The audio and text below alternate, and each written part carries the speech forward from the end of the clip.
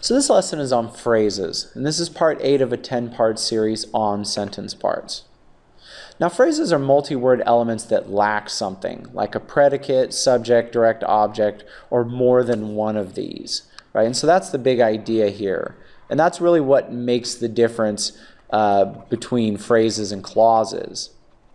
Is clauses have a complete grammatical set, but if they start with a subordinating conjunction or a relative pronoun, they can't stand by themselves. But phrases are never complete. They're always missing something, right?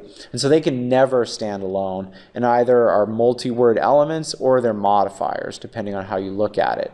Right? So the first one we're going to look at here is the verb phrase, also known as the complete predicate. So, this is the predicate along with any adverbial modifiers, including any auxiliary or helping verbs. Right? Some define it as including the predicate noun or the predicate adjective and any indirect or direct objects and prepositional phrases, but I'm not really going to go there. I just want to look at the verb and any of its direct modifiers as our verb phrase, right? So if I say the dog quickly ran home, right? Here's my verb. Oops.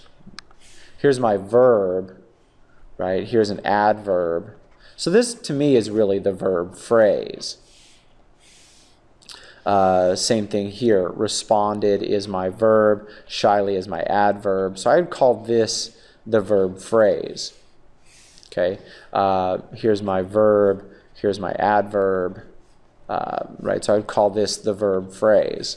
Like I said, some people would extend the verb phrases all the way out to the end of the sentence. I wouldn't do that personally. Noun phrase, kind of the same deal, right? It's any noun or pronoun along with any modifiers. And in the next set of lessons, we're going to study sentence diagramming. And once you learn that, you're going to be able to see those nouns and their modifiers so much more easily. I know the modifiers lesson in this series can get a little bit tense and gets a little bit busy. Once you learn that diagramming, it's going to become a lot clearer. Right? And so noun phrases include all the modifiers that go underneath the noun in a diagram, whether that noun functions as a subject, predicate noun, or some kind of object. And keep thinking about the modifiers lesson that we did, right? So I'm going to go through and look for all the nouns. Okay. But this one is the object of a preposition, right? Here are the modifiers for dog. And so I would call this, oops, this is my modifier too. So I would call this my noun phrase. Right, here's a pronoun, but it's all by itself. Here's a noun. Here's a noun, but here's a preposition. So we could say that, her birthday is a noun phrase. We could do that. Or we could say, adjective, adjective, adjective. So nice new car. So we kind of have two noun phrases there depending on how you slice it. If you want to break that prepositional phrase down into its noun phrase, I wouldn't do that. I would just look at it as part of a prepositional phrase. And finally, my neighbor is a creep. Neighbor's a noun. This is a preposition that, or I'm sorry, a pronoun that modifies it. So here's another noun phrase. Right, you know all about prepositional phrases, so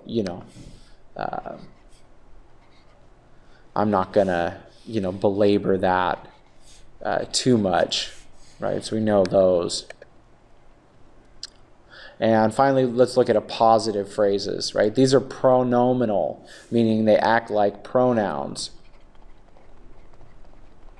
in that they rename and modify nouns. Appositive phrases are really cool to use. You'll hear kids these days use, I sound like an old person, right? Kids these days. But you'll hear kids these days, my brother Bill, my cousin Terrence, things like that.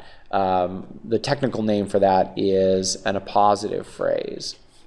It's usually set off with 2 commas, and it renames the noun that usually goes right before it.